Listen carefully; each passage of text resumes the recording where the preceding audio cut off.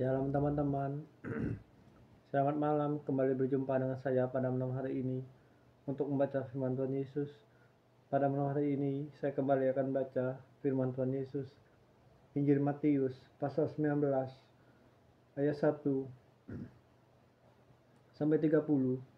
Mari kita dengarkan perikop perceraian.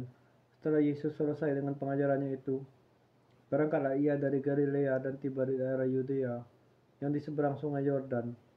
Orang banyak berbondong-bondong mengikuti dia, dan ia pun menyembuhkan mereka di sana.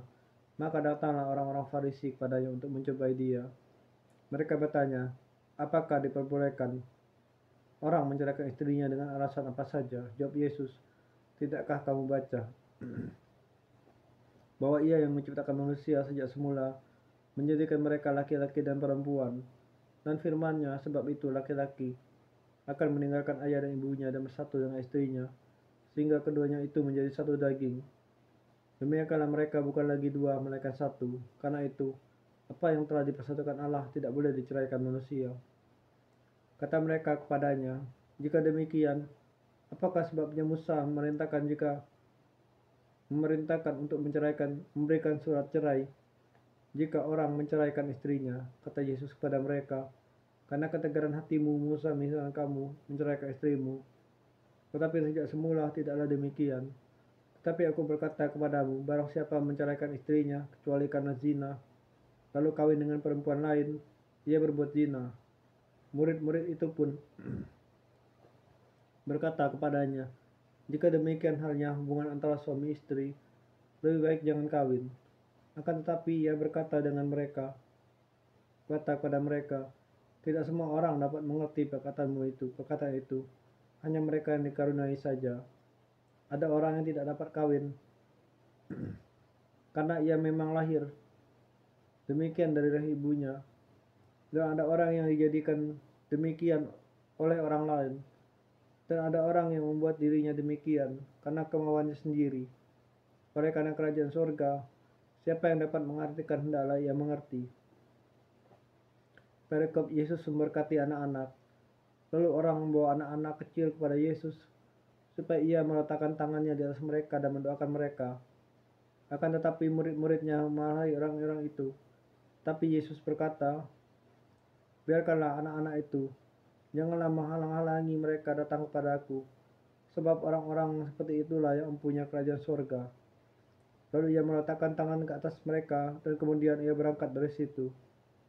Perikop orang muda yang kaya. Ada seorang datang kepada Yesus dan berkata, Guru, perbuatan baik apakah yang harus kuperbuat untuk memperoleh hidup yang kekal? Jawab Yesus, apakah sebabnya engkau bertanya kepadaku tentang apa yang baik? Hanya satu yang baik. Tapi jika engkau ingin masuk ke dalam hidup, turutilah segala perintah Allah. Kata orang itu kepadanya, perintah yang mana? Kata Yesus, jangan membunuh, jangan berzina, jangan mencuri, jangan mengucapkan saksi dusta. Hormatilah ayah dan ibumu dan kasihanilah sesamamu, manusia seperti dirimu sendiri. Kata orang muda itu kepadanya, semuanya itu telah kuturuti, apalagi yang masih kurang? Kata Yesus kepadanya, jikalau engkau hendak sempurna, pergilah, jualah segala milikmu dan berikanlah itu kepada orang-orang miskin, maka engkau akan beroleh harta di surga. Kemudian datanglah kemari dan ikutlah aku. Ketika orang muda itu mendengar perkataan itu, pergilah ia dengan sedih, sebab banyak hartanya. Yesus berkata kepada murid-muridnya, aku berkata kepadamu, sesungguhnya sukar sekali bagi seorang kaya untuk masuk ke dalam kerajaan surga. Sekali lagi, aku berkata kepadamu, lebih mudah seekor unta masuk melalui lubang jarum daripada seorang kaya masuk ke dalam kerajaan Allah.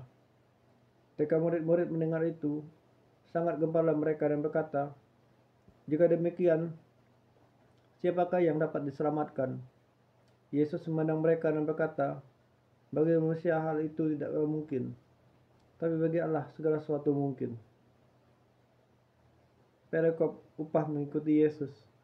Lalu Petrus menjawab dan berkata kepada Yesus, kami ini telah meninggalkan segala sesuatu dan mengikuti Engkau, jadi apakah yang akan dapat kami peroleh? Kata Yesus kepada mereka, "Aku berkata kepadamu, sesungguhnya pada waktu penciptaan kembali, apabila Anak Manusia bersemayam di tahta kemuliaannya, kamu yang telah mengikut aku akan duduk juga di atas 12 tahta untuk menghakimi kedua belas suku Israel. Dan setiap orang yang karena namaku meninggalkan rumahnya, saudara laki-laki dan saudara perempuannya, bapa dan ibunya, anak-anak atau ladangnya, akan menerima kembali 100 kali lipat dan akan memperoleh hidup yang kekal. Tetapi banyak orang yang terdahulu akan menjadi terakhir, dan yang terakhir akan menjadi yang terdahulu." Bapa di surga, Tuhan Yesus, terima kasih Tuhan bisa aku membaca firman pada malam ini sebelum tidurku. Tuhan, kuserahkan segala kepahitan, kemustahilan untuk urusan rumah tanggaku dipulihkan. Hanya kuasa Bapa yang bisa memulihkan keluarga kami. Dalam nama Tuhan Yesus, kuserahkan segala kesesakan, amarah, kebencian, kepahitan ini. Biarlah kehendak Bapa di surga terjadi Tuhan Yesus.